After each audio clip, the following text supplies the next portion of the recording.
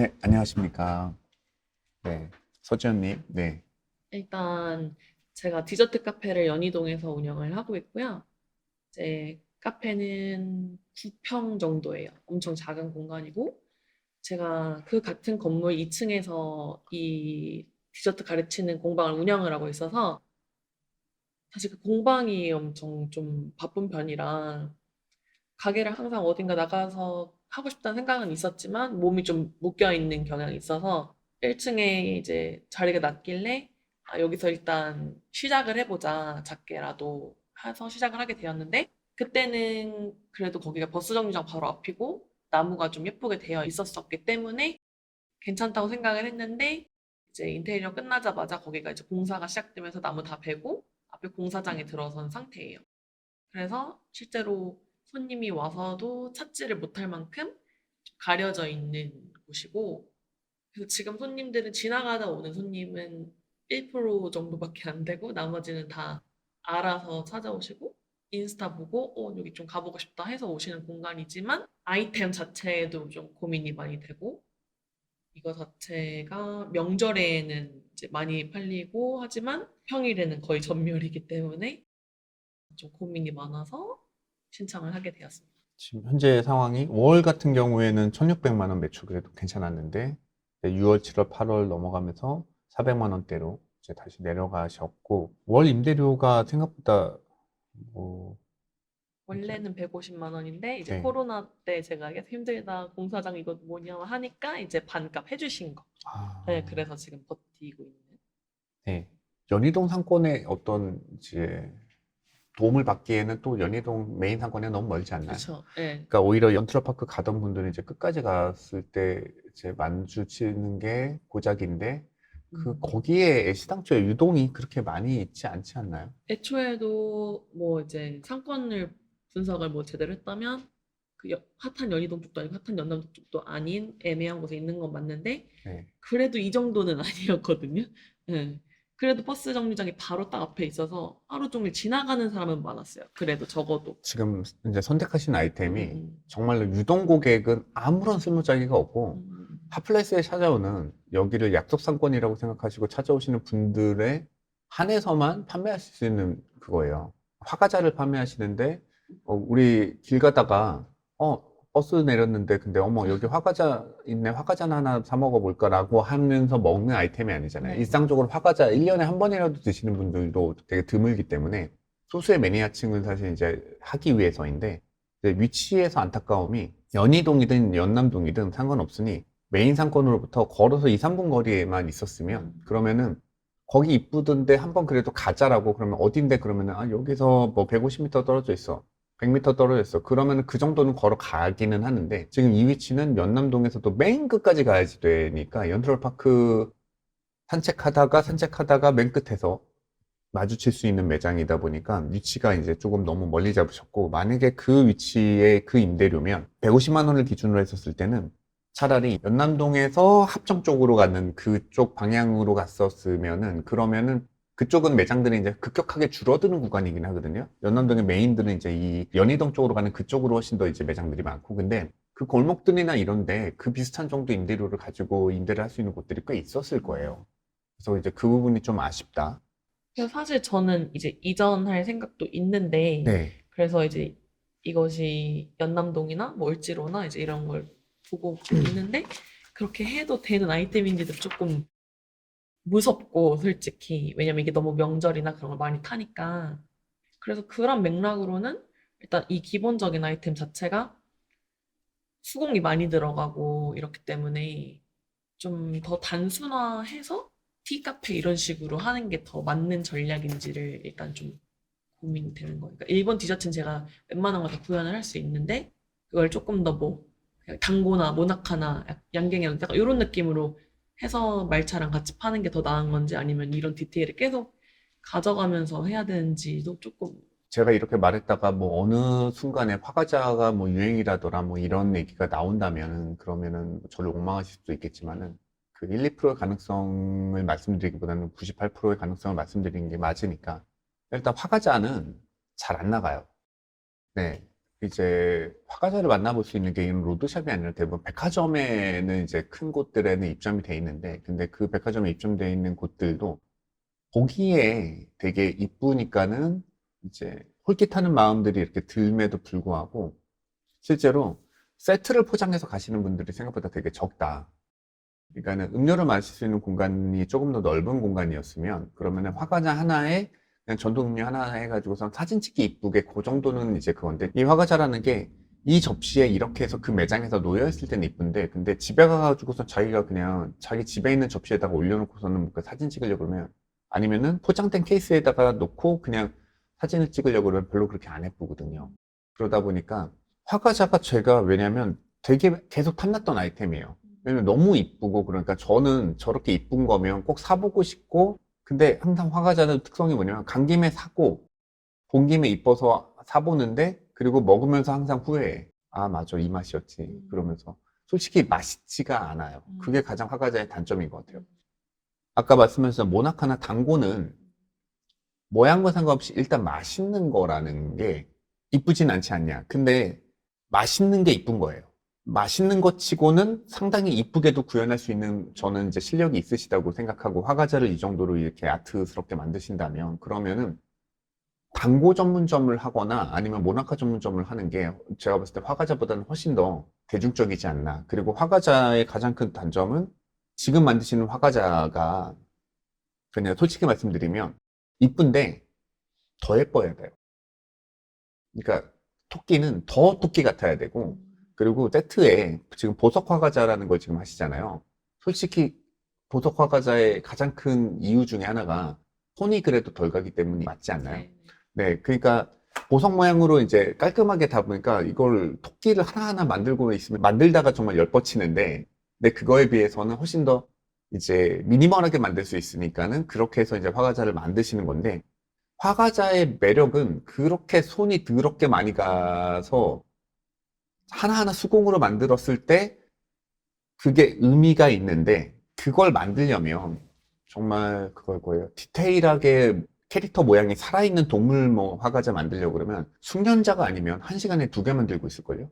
팔아도 인건비를 주고 나면은 이게 남는 게 별로 없는, 원재료 값은 되게 얼마 안 들어갈 텐데, 근데 인건비가 엄청나게 많이 들어가고, 거의 얘는 진짜 예술에 가까운 건데, 그러면 내 화과자를 5,000원이 아니라 이제 사고 싶은 사람들 때문에 7,000원, 8,000원에도 팔 수 있어야지 되는데, 그렇게는 또 아마도 가격이 아무래도 그거고.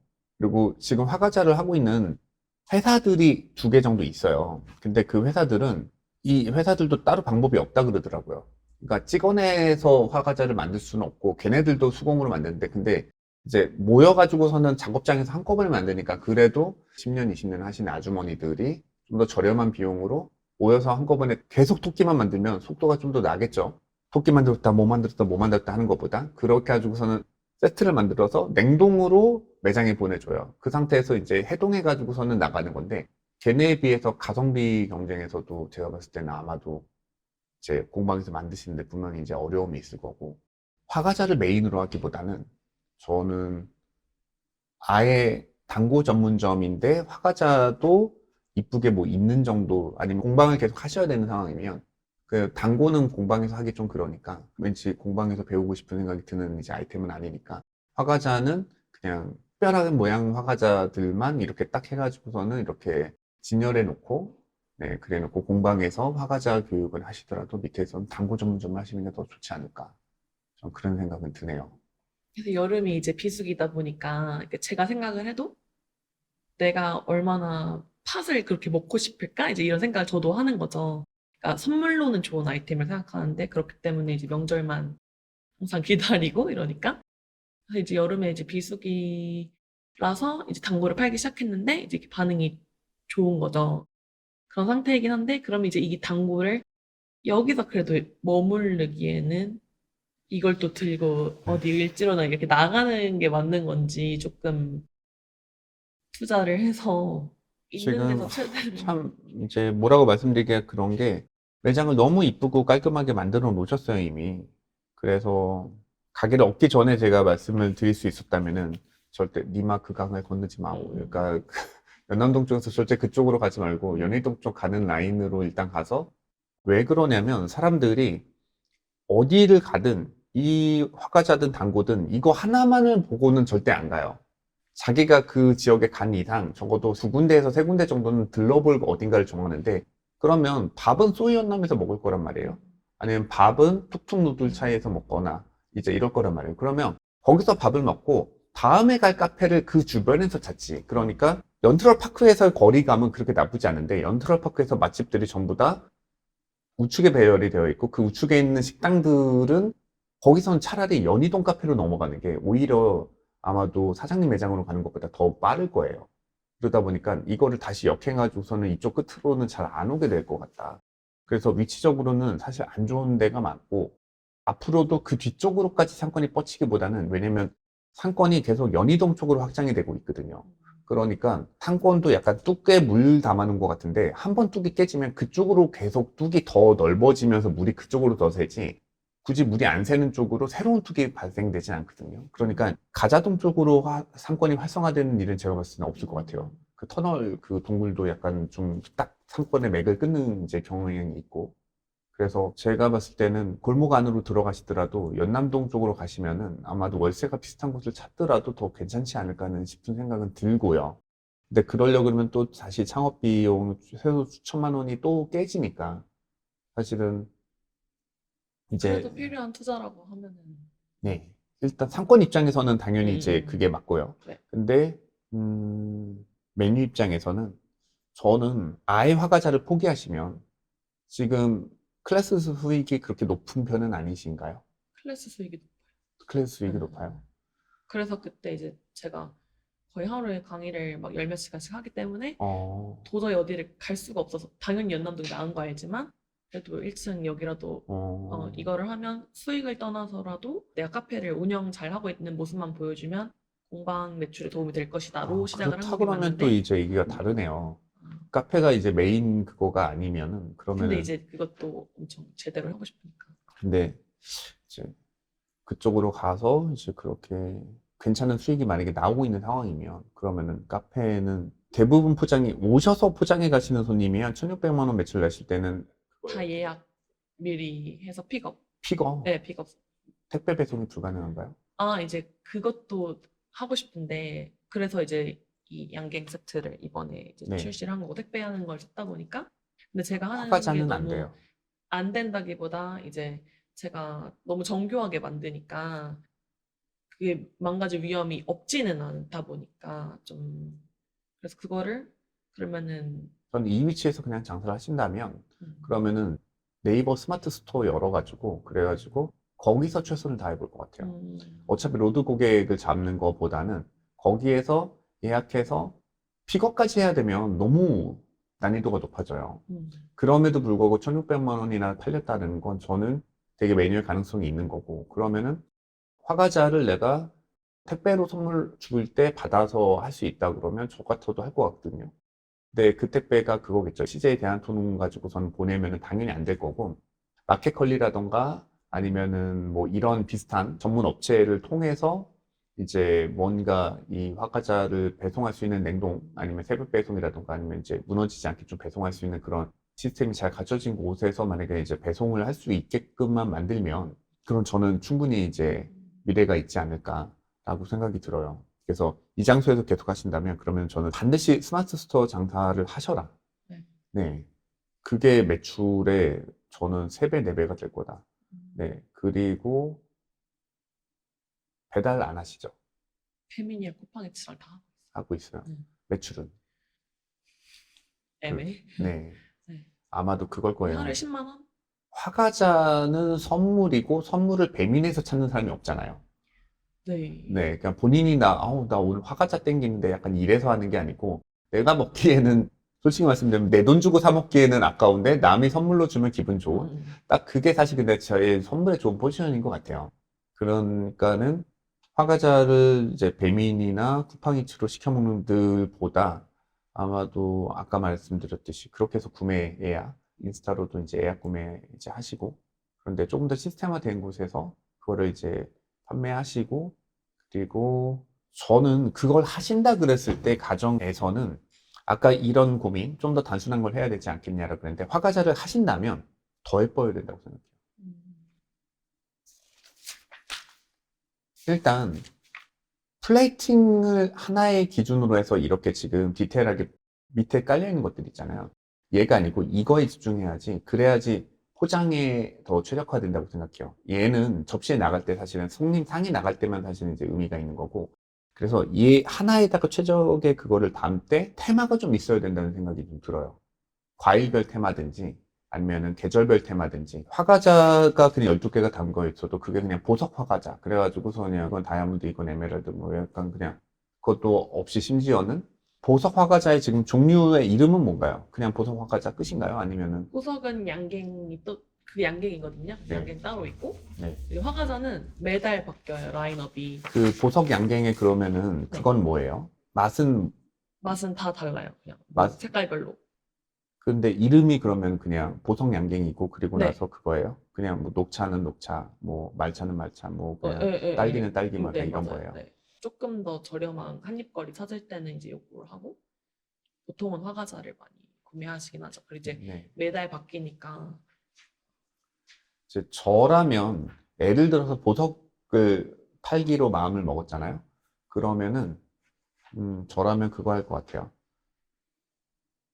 탄생석, 월별 탄생석이 전부 다 다르잖아요. 그래서 그 탄생석을 기준으로 해서 그냥 이름을 에메랄드 이렇게 해서 뭔가 한다거나 그리고 화과자를 만약에 한다 그래도 화과자의 한 판 안에 2개씩 8개가 들어간다면 그러면은 봄, 여름, 가을, 겨울로 코스를 맞춰가지고 그래서 매 철마다 다른 거를 계속 개발하시기보다는 정말 이거는 여기에서 정말 유명해라고 하는 그 시그니처를 확실하게 만드셔서 그 플레이팅이 정말 미친 듯이 이뻐가지고 그래서 그 상자 요 케이스 너무 별로 안 이쁜 것 같아요. 거기 안에는 플라스틱으로 지금 이제 몰드 짜가지고선 만든 거잖아요. 근데 이게 아니라 핀터레스트에서 이쁜 디저트 패키지 같은 거 한번 찾아보시면 정말 소름 돋게 예쁜 특히 일본 쪽에는 되게 많이 네. 있거든요. 그러니까 선물 상자 하나가 곧 작품이 돼야지 돼요. 그런데 지금은 그런 느낌이 전혀 없어요. 그러니까 하나하나는 너무 정성스러워서 만드셨지만 근데 그게 선물 상자로서 8개가 있을 때 이 패키지가 하나의 스토리가 돼야 된다. 그래서 거기에서 사계를 담고 색깔도 겨울에는 화이트로 딱 가고 여름에는 시원하게 이제 블루 톤으로 되어 있고 가을에는 네, 주황색, 노란색이 있고 봄철에는 뭐 분홍색과 뭐 이런 걸로 되어 있어서 그래서 누가 보더라도 사계절의 어떤 이제 변화를 이 안에서 담을 수 있게끔 만들고 거기에 맞춰서 케이스도 이해로 하지 마시고 그냥 네, 종이 상자 훨씬 더 무광에 되게 이제 심플한 걸로 만든 다음에 여기에다 종이 구획으로 그냥 이거 8개를 만드신 다음에 이 종이 구획 이 안쪽에 있는 내지를 만들 때 이 내지의 색깔까지도 칼라로 해가지고 그래서 얘네 이 8개가 이렇게 있었을 때 여기 뒷배경이 이 화과자가 놓였을 때 이 뒷배경과 이 얘네도 컬러가 맞춰져 있는 거죠. 네, 그래서 내부에는 전부 다 컬러풀하게 봄, 여름, 가을, 겨울이 전부 다 있게끔 만들고 그리고 나서 바깥에는 올 화이트로 깔끔하게 포장이 되어 있다거나 이런 식으로 되어 있는 거를 좀 생각을 한번 해보시면 어떨까. 네, 네. 알겠습니다. 네, 알겠습니다. 네, 감사합니다. 감사합니다.